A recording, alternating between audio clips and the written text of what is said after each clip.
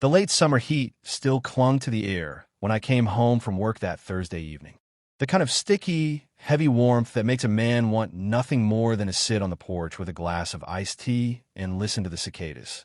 My Jeep sat in the driveway, where I'd left it that morning, chained with a heavy-duty lock through the gate, just the way I always secured it.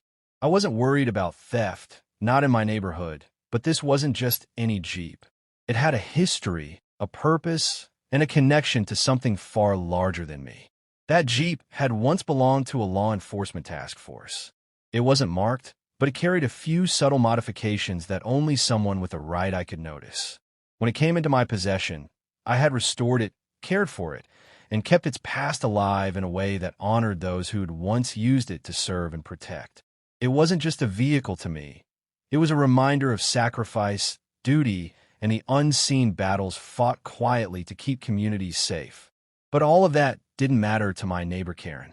Karen wasn't just any neighbor.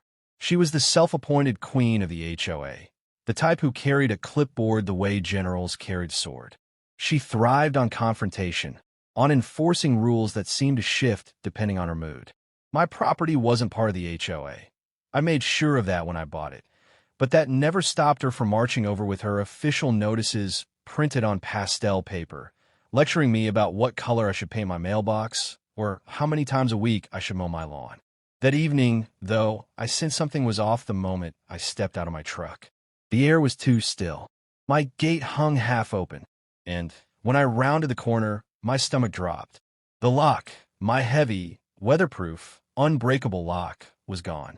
In its place lay twisted shards of metal, and the chain that had secured my Jeep was hanging uselessly. The Jeep itself was gone.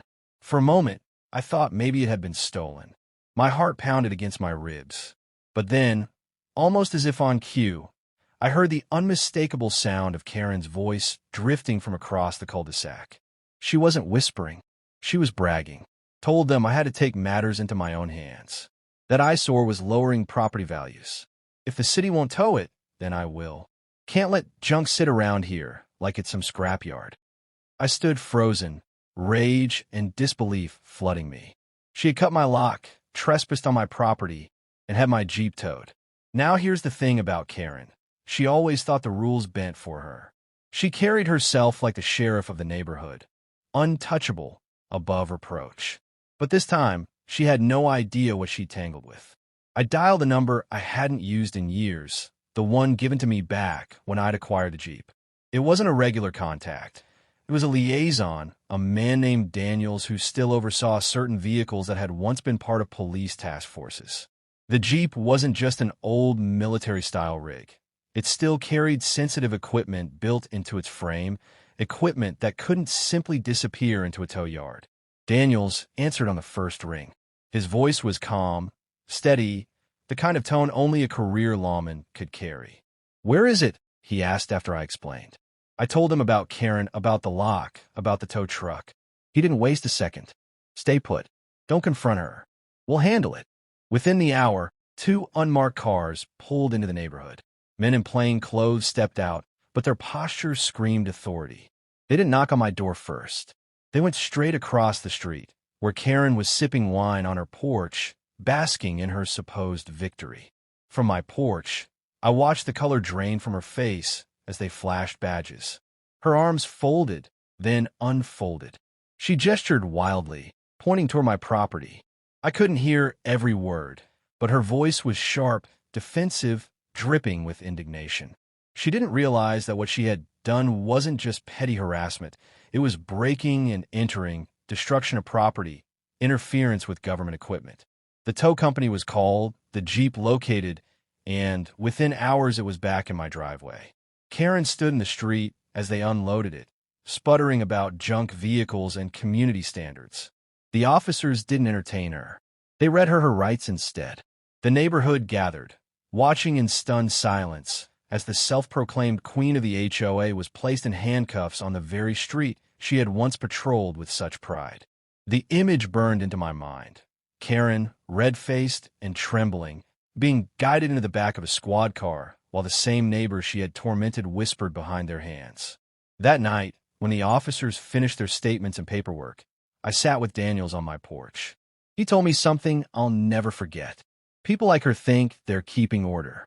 But order without respect isn't order at all. It's control. There's a big difference. Over the weeks that followed, the neighborhood changed. Without Karen breathing down their necks, people started to breathe easier. Kids played basketball in driveways again without someone yelling about noise ordinances. Neighbors planted flowers of every color, not just the approved ones. It was as if the street had been released from stranglehold. Karen, meanwhile, faced charges. Cutting that lock, towing that Jeep, it wasn't just meddling. It was a crime. She had crossed a line, one that even her title of HOA president couldn't protect her from. For me, the experience taught something deeper. We live in communities because we want connection, safety, belonging. But when one person decides their authority matters more than everyone else's dignity, it poisons everything. A neighborhood isn't about rules on paper. It's about respect in practice.